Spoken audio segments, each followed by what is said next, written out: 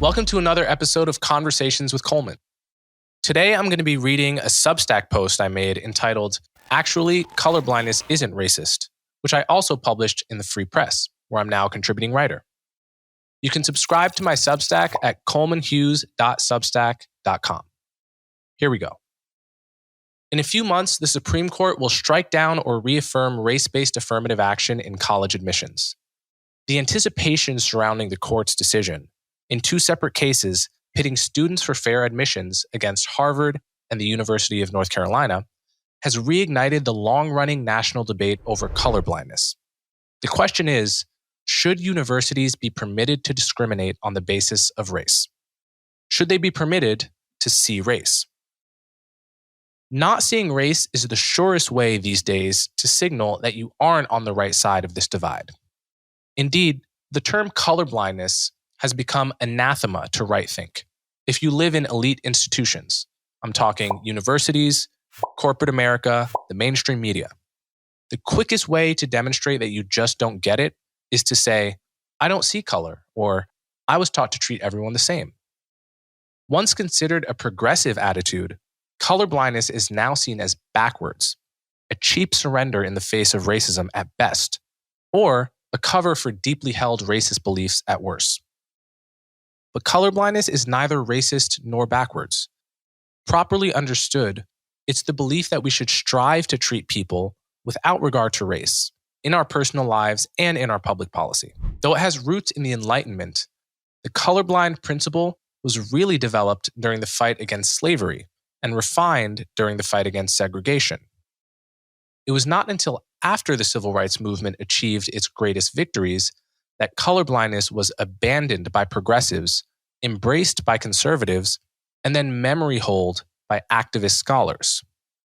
These activist scholars have written a false history of colorblindness meant to delegitimize it. According to this story, colorblindness was not the motivating principle behind the anti-racist activism of the 19th and 20th centuries. It was instead an idea concocted after the civil rights movement by reactionaries who needed a way to oppose progressive policies without sounding racist. Kimberly Crenshaw has criticized, for instance, the colorblind view of civil rights that she alleges developed in the neoconservative think tanks during the 70s. George Lipschitz, a Black Studies professor at UC Santa Barbara, writes in his book Seeing Race Again, Countering Colorblindness Across the Disciplines, which he co-wrote with Crenshaw, that colorblindness is part of a, quote, long-standing historical whiteness protection program associated with indigenous dispossession, colonial conquest, slavery, segregation, and immigrant exclusion.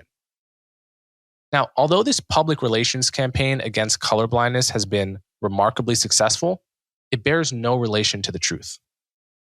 The earliest mentions of colorblindness I'm aware of come from Wendell Phillips, the president of the American Anti-Slavery Society, and the man nicknamed Abolition's Golden Trumpet. In 1865, Phillips called for the creation of, quote, a government colorblind, by which he meant the total elimination of all laws that mentioned race. Now, Phillips was white, but it's hard to see how his advocacy of colorblindness could have been a Trojan horse for white supremacy, as today's anti-racists might frame things. His Black contemporaries such as George Lewis Ruffin, America's first Black judge, described Phillips as wholly colorblind and free from race prejudice.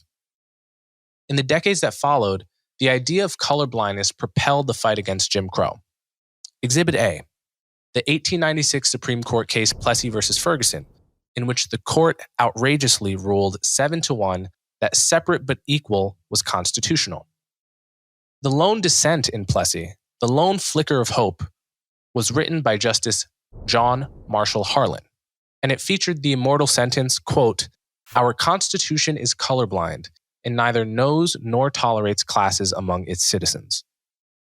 Decades later, when NAACP lawyer Thurgood Marshall was battling segregation in the courts, one of his aides recalled that he considered the Plessy dissent his Bible and would read aloud from it when he needed inspiration. Our Constitution is colorblind, his favorite sentence, became the basic creed of the NAACP. Among the main goals of the civil rights movement was the elimination of all laws and policies that use the category of race in any way. In fact, that was the first demand made by the original March on Washington movement of the 1940s, which successfully pressured Franklin Roosevelt to integrate the defense industry. It was also the first argument made by the NAACP in their Brown v. Board appellate brief. To paint colorblindness as a reactionary or racist idea, rather than a key goal of the civil rights movement, requires ignoring the historical record. Yet this is precisely what today's most celebrated public intellectuals have done. Ibram X. Kendi, MacArthur genius and best-selling author of How to Be an Anti-Racist, argues that, quote, the most threatening racist movement is not the alt-right's unlikely drive for a white ethnostate, but the regular Americans' drive for a race-neutral one. Critics of colorblindness argue that it lacks teeth in the fight against racism. If we're blind to race, they say, how can we see racism? Robin DiAngelo, in her hugely successful 2018 book, White Fragility, sums up the colorblind strategy like this, quote, pretend that we don't see race, and racism will end. This argument is no more than a cheap language trick. It's true that we all see race. We can't help it. What's more, race can influence how we're treated and how we treat others. In that sense, no one is truly colorblind. But to interpret the word colorblind so literally is to misunderstand it, perhaps intentionally. Colorblind is an expression like warm-hearted. It uses a physical metaphor to encapsulate an abstract idea. For instance, to describe a person as warm-hearted is not to say something about the temperature of their heart, but about the kindness of their spirit. Similarly, to advocate for colorblindness is not to pretend you don't notice color or race. It is to endorse a principle, which is that we should strive to treat people without regard to race in our public policy and our private lives. Embracing colorblindness would mean an end to policies like race-based affirmative action in college admissions. But wouldn't gutting these policies have terrible consequences for people of color? The question need not be posed hypothetically. California actually did ban affirmative action in its state-funded colleges in 1996, and this ban did not hurt students of color. It didn't reduce college enrollment for Black and Hispanic students. It simply reshuffled them throughout both the University of California and Cal State systems. Many of them did end up at less prestigious schools than they otherwise would have. But the schools they ended up at better matched their incoming academic credentials, so they were more likely to be at the center rather than at the bottom of their incoming class. That's a trade-off that I'm comfortable with. And there's no reason to expect that a nationwide pivot away from race-based affirmative action would be any different. What's more, eliminating race-based policies does not mean eliminating all policies aimed at reducing the gap between the haves and the have-nots. It simply means that such policies should be executed on the basis of class, not race. Not only is class a better proxy for true disadvantage, but class-based policies also avoid the core problem with race-based ones, which is this. To discriminate in favor of some races, you must by definition discriminate against others. This discrimination creates an endless cycle of racial grievance and resentment in every direction. Income-based policies such as progressive taxation, earned income tax credit, need-based financial aid, these tend to be more popular and less controversial than race-based policies, in part because they don't penalize anyone for immutable biological traits. Pivoting toward colorblindness would not only mean getting rid of bad policies, it would also mean embracing good ones. Take traffic cameras. A traffic cop's decision-making could be contaminated by racial bias, but a camera that catches you speeding or running a red cannot. You might therefore expect that everyone interested in reducing racial bias would support traffic cameras. Yet progressives have criticized such cameras on the grounds that they don't yield equal ticketing rates by race. That is, they don't yield racial equality of outcome, which is often called equity. This is where the principle of colorblindness cuts through moral confusion like a knife. True anti-racism means creating colorblind processes.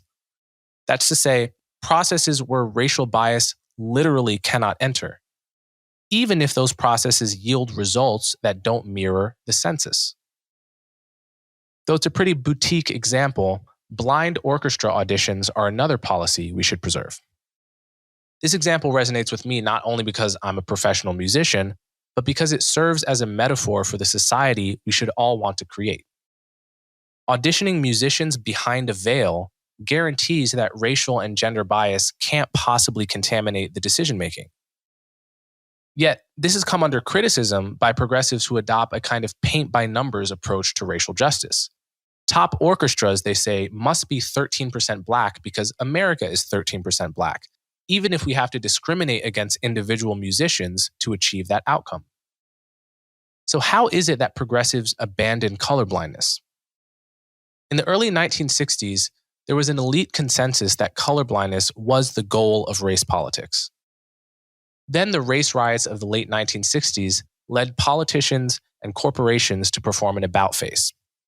They began implementing race-based policies as a hasty and pragmatic response to the riots, very similar to the way governments and corporations did the same thing in response to the riots of 2020. Today, you can scarcely find a professor at an elite institution who would defend colorblindness. But this is a grave mistake. Colorblindness is the best principle with which to govern a multiracial democracy. It's the best way to lower the temperature of racial conflict in the long run. And it's the best way to fight the kind of racism that really matters. And it's the best way to orient your own attitude towards this nefarious concept we call race. And we abandon colorblindness at our own peril.